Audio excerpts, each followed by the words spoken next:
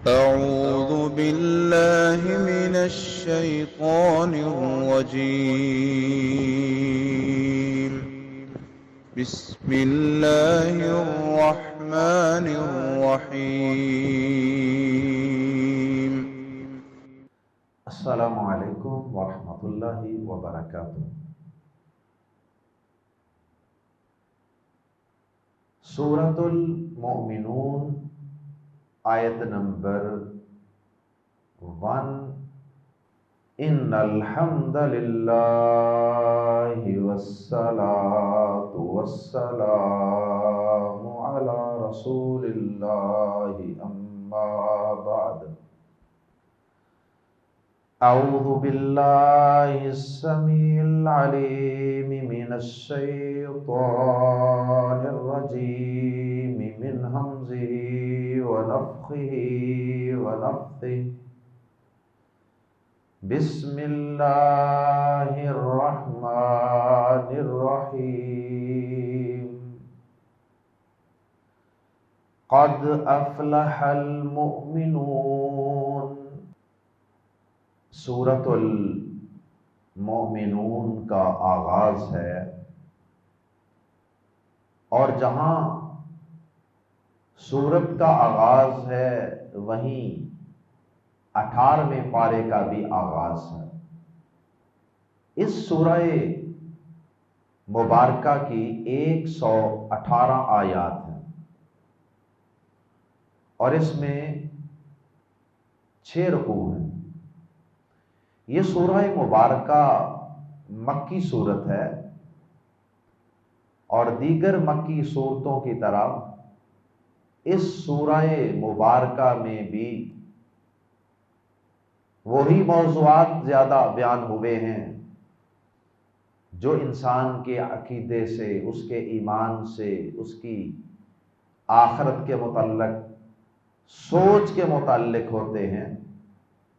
اس سورہ مبارکہ کے چند اہم مضامین سب سے پہلے ملاحظہ فرمائیے۔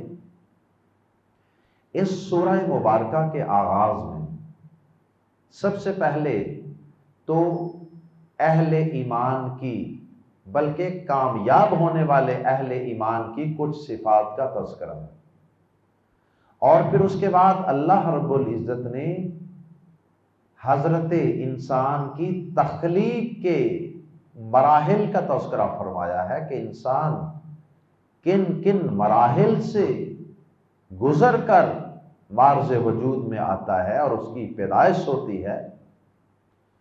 اور پھر اللہ رب العزت نے اس سورہ مبارکہ میں اپنی اور بہت سی قدرتوں کا اور اپنی قدرت کی عظیم نشانیوں کا تذکرہ فرمایا، کہیں آسمانوں کا، کہیں نباتات کا، کہیں جانوروں چوپاؤں کا، کہیں پھلوں کا، کہیں کھیتیوں باغات کا۔ بہت سی اللہ رب العزت نے اپنی قدرت کی نشانیاں بیان فرمائی، اور وہ نشانیاں بیان کرنے کا مقصد بھی در حقیقت انسان کو اللہ کی توحید سمجھانا اور سکھانا ہے۔ عقیدہ آخرت، مرنے کے بعد دوبارہ زندہ کیے جانے کا عقیدہ پڑھانا اور سمجھانا مقصود ہے، کہ جو رب اتنی طاقتوں والا ہے وہ مرنے کے بعد تمہیں پیدا کرنے پر بھی قادر ہے۔ اور پھر اس سورہ مبارکہ میں اللہ رب العزت نے قوم عاد کا، قوم ثمود کا، اور اسی طرح کچھ اور قوموں کا بھی تذکرہ فرمایا، اور پھر ان کی تباہی و بربادی کا تذکرہ۔ پھر اللہ پاک نے حضرت نوح علیہ السلام اور ان کی قوم کا قصہ بھی رپیٹ کیا، حضرت موسیٰ علیہ السلام کا تذکرہ، حضرت عیسیٰ علیہ السلام اور ان کی والدہ ماجدہ حضرت مریم علیہ السلام کا تذکرہ۔ اور پھر اللہ رب العزت نے اس سورہ مبارکہ میں انبیاء کرام کو حلال کھانے کی تلقین فرمائی، اور پھر اس کے ساتھ ساتھ عقل حلال اور عمل صالح، عمل اچھے اچھے کرنے ہیں اور رزق حلال کھانا۔ خطاب اگرچہ انبیاء کرام کو کیا، لیکن در حقیقت یہ حکم اللہ پاک نے انبیاء کرام کے جو فالوورز ہیں، ان کی امتوں کے افراد ہیں، ان کو اصل میں یہ حکم دیا۔ اس کے بعد پھر اللہ رب العزت نے اس سورہ مبارکہ میں شرک کی بڑی زبردست انداز اور بڑے زبردست الفاظ کے ساتھ مذمت بیان فرمائی، اپنی توحید کا تذکرہ، اور پھر قیامت کے احوال کا تذکرہ، اور پھر آخری بات یہ کہ اس سورہ مبارکہ میں اللہ رب العزت نے چند انتہائی خوبصورت دعاؤں کا بھی تذکرہ کیا۔ مثال کے طور پہ اللہ رب العزت نے اس سورہ مبارکہ میں جن چند اہم دعاؤں کا تذکرہ کیا ہے، چند دعاؤں کا میں تذکرہ کر دیتا ہوں۔ ایک دعا ہے جو نوح علیہ السلام نے پڑھی تھی کشتی پہ سوار ہوتے ہوئے، رب انزلنی منزلا مبارکا وانت خیر المنزلین۔ اسی طرح اللہ پاک نے اس سورہ مبارکہ کے اندر جو مشہور دعا بیان فرمائی ہے وہ ہے قل رب اغفر وارحم وانت خیر الوارثین۔ اور پھر اسی طرح اللہ پاک نے شیاطین سے بچنے کے لیے ایک بڑی مشہور دعا اور انتہائی زبردست دعا بیان فرمائی، قل، وہ بھی لفظ قل کے ساتھ، پہلی دعا بھی لفظ قل کے ساتھ، قل رب اغفر وارحم، اور یہ بھی لفظ قل کے ساتھ، قل کہہ دیجیے، قل رب اعوذ بک من ہمزات الشیاطین وَأَعُوذُ بِكَ رَبِّ أَن يَحْضُرُونَ۔ یا اللہ شیطان کے وسوسوں اور اس کے حملوں سے میں تیری پناہ چاہتا ہوں، اور یا اللہ اس چیز سے بھی تیری پناہ چاہتا ہوں کہ وہ شیطان میرے پاس حاضر ہو۔ بڑی شاندار دعا، شیاطین سے اور ان کے وسوسوں سے بچنے کے اور ان کی اپنے پاس حاضری سے انسان کے بچاؤ کے لیے بہت شاندار دعا۔ اسی طرح ایک مشہور آیت ہے قرآن مجید کی جس میں ذکر ہے کہ ہم نے انسان کو بیکار اور بے مقصد پیدا نہیں کیا، وہ آیت بھی اسی سورہ مبارکہ میں۔ وہ آیت کیا ہے؟ افحسبتم انما خلقناکم عبثا وانکم الینا لا ترجعون۔ اللہ اکبر۔ اے انسانوں، کیا تم نے یہ گمان کر لیا ہے کہ ہم نے تمہیں عبث، بیکار اور بے مقصد پیدا کیا ہے؟ تمہاری زندگی کا کوئی مقصد ہی نہیں ہے، اور کیا تم نے یہ سمجھ لیا کہ تم ہمارے پاس مرنے کے بعد دوبارہ لوٹ کر نہیں آؤ گے حساب و کتاب کے لیے؟ یہ بڑی مشہور و معروف آیت ہے، یہ بھی اسی سورہ مبارکہ میں۔ تو بہرحال یہ صورتوں کے آغاز میں ہم سورت کا تھوڑا سا سکیچ، تھوڑا سا انٹروڈکشن اور تھوڑی سی آؤٹ لائن اس لیے عرض کر دیتے ہیں تاکہ ہمیں صورتوں کا تھوڑا سا آپس میں جو فرق ہے اور ہر صورت کا جو ایک سکیچ ہے، ہر صورت کی جو ایک تصویر اور پکچر ہے وہ ہمارے ذہنوں کے اندر بن سکے، اور اس طرح ہم صورتوں کا آپس میں تھوڑا سا فرق سمجھ سکیں کہ کس صورت میں کس قسم کے مضامین زیادہ بیان ہوئے۔ اس کے بعد آتے ہیں اس سورہ مبارکہ کی فضیلت و اہمیت کی طرف۔ سب سے پہلے تو اس سورہ مبارکہ کی فضیلت میں عمومی احادیث تو ہیں ہی ہیں، جن میں قرآن مجید پڑھنے کی فضیلت ہے، ایک حرف پر 10 نیکیاں ہیں، وہ فضیلت تو جو جنرل قسم کی احادیث ہیں فضیلت قرآن کے متعلق، تلاوت قرآن کے متعلق، فہم قرآن کے متعلق، وہ تو ہر صورت کے اندر ہی ذہن میں رکھنی چاہیے ہر صورت کو پڑھتے وقت۔ اور کچھ صورتیں اندر ایسی ہوتی ہیں کہ جن کی فضیلت میں کوئی خاص حدیث پاک بھی کسی حدیث کی کتاب میں موجود ہوتی ہے، صحیح حدیث، اور الحمدللہ ہم ضعیف احادیث سے پرہیز کرتے ہیں، صرف جن صورتوں کی فضیلت میں کوئی صحیح حدیث ہمیں ملتی ہے ہم صرف صحیح حدیث بیان کرنے پر ہی اکتفا کرتے ہیں۔ اس سورہ مبارکہ کی تفسیر میں امام حاکم رحمہ اللہ نے ایک حدیث نقل کی ہے جسے امام ناصر الدین البانی رحمہ اللہ نے صحیح قرار دیا۔ حدیث کچھ اس طرح ہے کہ ام المومنین عائشہ صدیقہ رضی اللہ تعالی عنہا سے سوال کیا گیا کہ اماں جی کیف کان خلق رسول اللہ صلی اللہ علیہ وسلم، اللہ کے رسول صلی اللہ علیہ وسلم کا خلق، آپ کا خلق کیسا تھا؟ خلق کہتے ہیں عادت کو، سیرت کو، کردار کو۔ خلق وہ انسان کی کہ وہ اعمال جو انسان کی طبیعت کا حصہ بن چکی ہو، یعنی عارضی طور پر کوئی انسان بعض اوقات کوئی اچھا عمل کر لیتا ہے نا، ایک تو عارضی ہوتا ہے، مثلا کئی لوگوں کو مسکراہٹ ہی نہیں آتی جلدی، وہ ہر ایک سے بڑے سیریس انداز سے ملاقات کرتے ہیں، لیکن کبھی کبھار کسی مجبوری سے یا کسی کے کہنے پر انہیں عارضی طور پہ اپنے اندر یہ خوبی عارضی طور پر پیدا کرنی پڑتی ہے اور وہ عارضی طور پر اپنے چہرے پر سمائل لے آتے ہیں، حالانکہ یہ بہت اچھی خوبی ہے اور یہ سنت مصطفیٰ صلی اللہ علیہ وسلم بھی ہے۔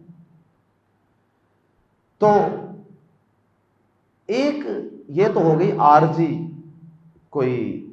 عارضی طور پہ کوئی آدمی اچھا کام کرے، ایک ہوتا ہے کہ انسان کوئی اچھا کام اس طرح تسلسل کے ساتھ کرے کہ وہ گویا کہ اس کی طبیعت کا حصہ بن گیا۔ اب بعض لوگوں کی یہ طبیعت ہوتی ہے نا کہ انہوں نے ہر ایک سے مسکرا کے ملنا ہے، چہرے پہ مسکراہٹ ہی رہنی، طبیعت کا حصہ بن گیا، ہر آنے والے مہمان کی انہوں نے ضیافت اور خدمت کرنی ہی کرنی ہے، اسے کہتے ہیں خلق، طبیعت کا حصہ بن جائے۔ انہوں نے ہمیشہ سچ بولنا ہی بولنا ہے، عادت بن گئی ہے کہ بھائی جھوٹ والا چکر ہی کوئی نہیں، اسے کہتے ہیں خلق، اسے کہتے ہیں اخلاق۔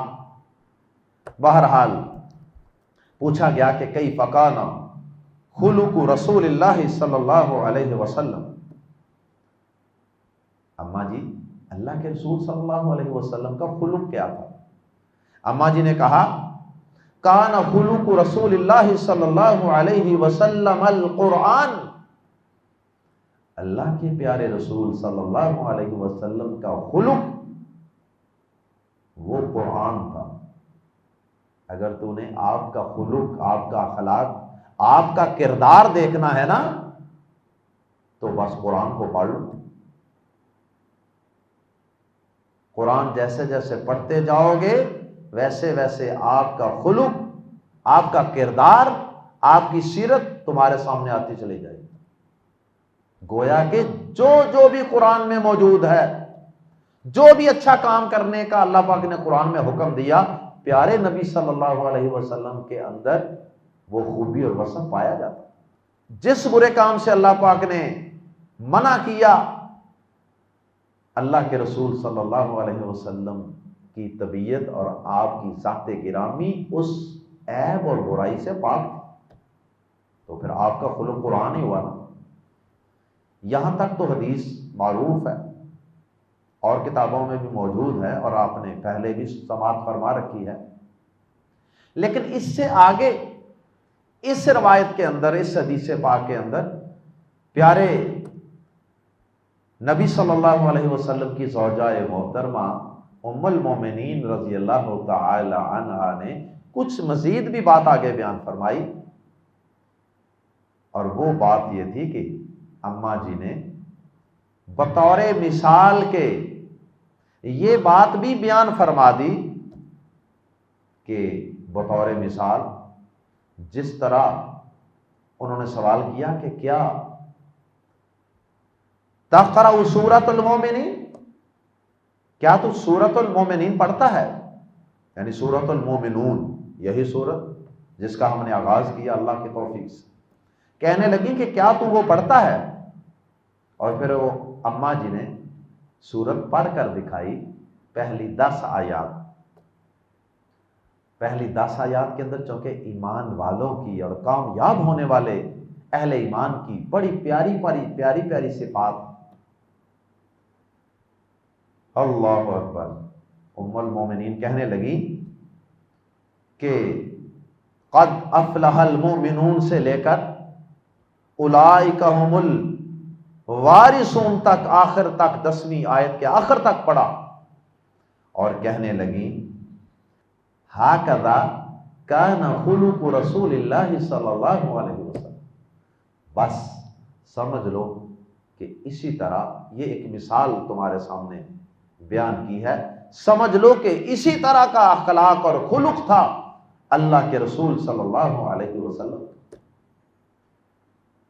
اللہ سے دعا ہے کہ اللہ ہم گناہگاروں، ہم فقیروں مسکینوں کا بھی، اللہ ہم کمزوروں کا خلق بھی اپنے پیارے حبیب جناب محمد کریم صلی اللہ علیہ وسلم کی طرح آپ کی پیروی کرتے ہوئے، یا اللہ ہمارا خلق بھی اس قرآن جیسا بنا دے۔ پہلی آیت مبارکہ کے اندر اللہ رب العزت نے اپنے کامیاب ہونے والے مومن بندوں کا تذکرہ فرمایا، اور انہیں کامیاب اور کامران اور سکسیسفل ہونے کی گارنٹی دی ہے قد کے لفظ کے ساتھ۔ قد کا معنی ہوتا ہے یقیناً، شور شاٹ۔ ایمان والے فلاح پا گئے، قد افلح، یقیناً فلاح پا گئے، المؤمنون، ایمان والے، یقیناً فلاح پا گئے مومن۔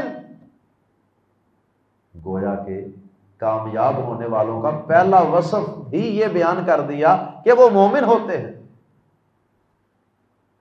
چلیں اگر اس کو ہم الگ صفت نہ بھی گنیں تو یہی کہہ لیں کہ اللہ پاک نے کامیاب ہونے والے مومنین، کیونکہ ایمان تو بنیادی شرط ہے نا کامیابی کے لیے، ایمان کے بغیر تو نہ دنیا میں کوئی کامیابی ہے نہ آخرت، اللہ کی نظر میں کوئی کامیابی نہیں ہے۔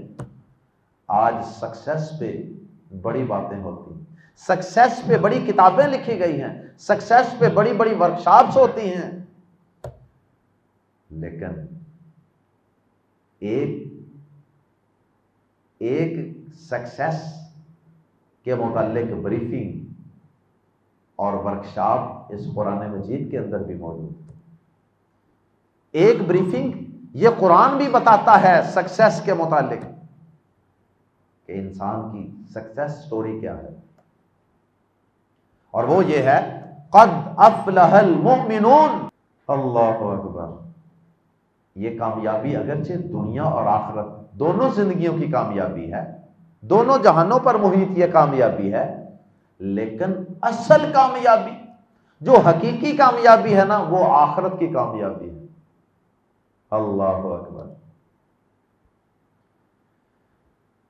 اور اللہ پاک نے قرآن مجید کے اندر کئی مقامات پہ اس حقیقت کو بیان کیا ہے کہ اصل زندگی آخرت کی زندگی ہے، اصل زندگی آخرت کی زندگی ہے۔ لو کانوا یعلمون، کاش لوگ جان جائیں، کاش لوگوں کو پتہ چل جائے کہ اصل زندگی آخرت کی زندگی ہے، اور اصل کامیابی بھی آخرت کی کامیابی ہے۔ اگرچہ دنیا کی کامیابی بھی اللہ سے مانگنی چاہیے، ربنا آتنا فی الدنیا حسنہ وفی الآخرۃ حسنۃ وقنا عذاب النار۔ دنیا میں بھی اللہ کامیابیاں عطا فرمائے، دنیا میں بھی چھوٹے چھوٹے امتحانات آتے ہیں انسان کے، ان میں بھی اللہ کامیابیاں اور سرخرویاں عطا فرمائے۔ یہ دنیا کی کامیابی مانگنا منع نہیں ہے، لیکن یہ ذہن میں رکھنا چاہیے کہ دنیا کی کامیابی اگر کسی شخص کو اللہ نہ بھی عطا فرمائے تو آخرت کی کامیابی بہرحال اگر اسے مل جائے دنیا کی کامیابی کے بغیر تو وہ شخص اللہ کے ہاں سب سے عظیم اور کامیاب ترین انسان ہے۔ اور اللہ پاک نے قرآن میں زیادہ ڈسکس آخرت کی کامیابی کو کی، کیونکہ دنیا کی زندگی عارضی زندگی ہے، لہذا یہاں کی کامیابیاں بھی عارضی کامیابی ہیں، اور آخرت کی زندگی دائمی اور ہمیشہ رہنے والی ہے، لہذا اس کی کامیابیاں بھی دائمی اور ہمیشہ رہنے والی۔ کاش کہ دنیا کے پیچھے بھاگنے والے اس بات کو سمجھ لیں، کاش کہ دنیا کی کامیابی کے لیے اپنی جان مال وقت کھپا دینے والے وہ آخرت کی کامیابی کو بھی اہمیت دیں، بلکہ دنیا سے زیادہ اہمیت دیں۔ بل تؤثرون الحیات الدنیا والآخرۃ خیر وابقی۔ اللہ تعالیٰ فرماتے ہیں تم دنیا کی زندگی کو زیادہ اہمیت دیتے ہو، دنیا کو زیادہ ترجیح دیتے ہو، دنیا کی کامیابی کو زیادہ پریارٹی پہ رکھتے ہو۔ والآخرۃ خیر وابقی، حالانکہ آخرت کہیں بہتر ہے دنیا سے، اور وہ باقی اور ہمیشہ رہنے والی بھی ہے۔ اللہ اکبر۔ تو دنیا کی کامیابی کے لیے بھی کوشش کریں، لیکن آخرت کی کامیابی کے لیے دنیا کی کامیابی سے کہیں بڑھ کر محنت اور کوشش اور فکر کی ضرورت ہے۔ بلکہ اگر کبھی انسان کو آخرت کی کامیابی پانے کے لیے دنیا کی عارضی کامیابی کو قربان بھی کرنا پڑے تو قربان کر دینا چاہیے۔ اللہ پاک نے سورہ آل عمران میں اس آخرت کی کامیابی کی طرف اشارہ فرمایا فَمَنْ زُحْزِحَ عَنِ النَّارِ وَأُدْخِلَ الْجَنَّةَ فَقَدْ فَازَ، جو جہنم کی آگ سے بچا لیا گیا اور جنت میں داخل کر دیا گیا تو یقیناً وہی شخص ہے جو اصل فوز و فلاح پانے والا ہے، وہی ہے جو اصل کامیاب ہونے والا ہے۔ اللہ اکبر۔ تو اللہ رب العزت نے پہلی آیت مبارکہ میں ایمان والوں کو یہ خوش خبری دی ہے قد کے لفظ کے ساتھ، بلا شبہ یقیناً افلح، کامیاب ہو گئے، سمجھو ہو گئے کامیاب۔ اتنی یقینی خبر ہے، ماضی کا صیغہ استعمال کیا، پاسٹ ٹینس، افلح، قد افلح، یقیناً فلاح پا چکے ہیں المؤمنون، مومن ایمان والے، جن کا آخرت پر ایمان ہی کو نہیں، اللہ پر یقین ہی کو نہیں، مرنے کے بعد کی زندگی پر، قبر کی برزخ کی زندگی پر یقین ہی نہیں ہے، کامیابی کی پہلی شرط پر اقرار۔ جتنی مرضی دنیا کی ڈگریاں حاصل کر، جتنی مرضی پراپرٹیاں، گاڑیاں، کوٹھیاں، سٹیٹس، عہدے حاصل کر لیں، اللہ کی قسم ناکام ہے اللہ کی نظر میں، قرآن کی نظر میں۔ سبحانک اللہم وبحمدک، اشہد ان لا الہ الا انت، استغفرک واتوب الیک۔